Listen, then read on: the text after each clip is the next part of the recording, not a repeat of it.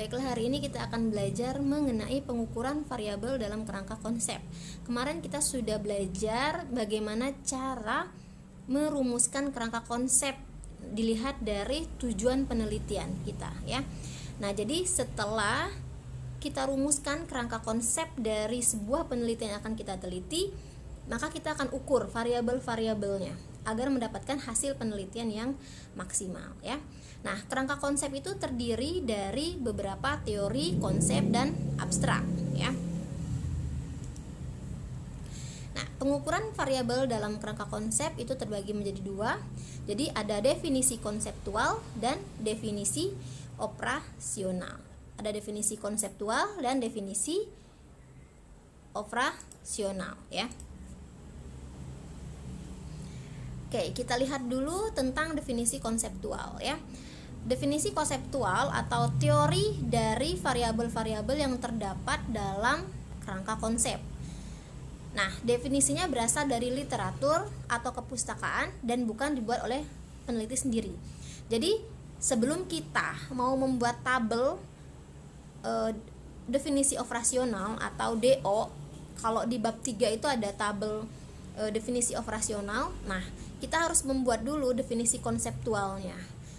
Nah, jadi definisi konseptual yang kita buat itu berasal dari literatur atau kepustakaan dan bukan ditentukan oleh peneliti sendiri. Nah, contoh definisi konseptual misalnya dari variabel sehat. Kita punya variabel konseptual, ya, dari kata sehat. Nah, definisi konseptualnya adalah sehat adalah kondisi tidak sakit atau gejala-gejala yang mencerminkan berbagai keragaman kondisi kesehatan seseorang. Itu adalah variabel sehat menurut definisi konseptual, ya. Nah, sedangkan definisi operasionalnya itu merupakan definisi untuk mengukur variabel-variabel yang terdapat dalam kerangka konsep. Definisi yang mengukur operasionalisasi atau indikator dari penelitian. Nah, contoh variabel sehat dalam definisi operasionalnya, ya. Nah, contoh variabel sehat dalam definisi operasionalnya, contohnya dari variabel sehat itu definisi operasionalnya bisa berupa badan kuat dan mampu beraktivitas, tekanan darah dan denyut nadi, HIB atau HB darah dan lain-lain sebagainya. Itu adalah definisi operasional dari variabel sehat, ya. Ingat ya, ketika kita membuat kerangka definisi atau kerangka operasional, kita harus menentukan dulu konsepsionalnya, ya, baru itu definisi operasionalnya.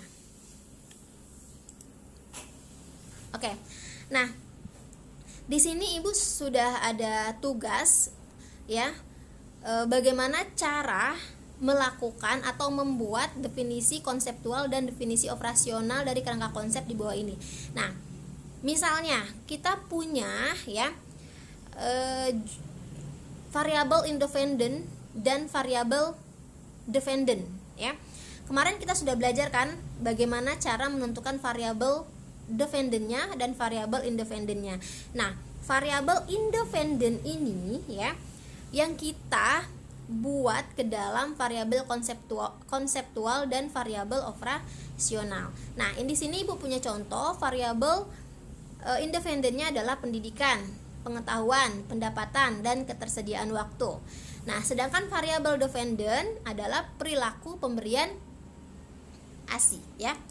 Nah, salah satu contohnya adalah misalnya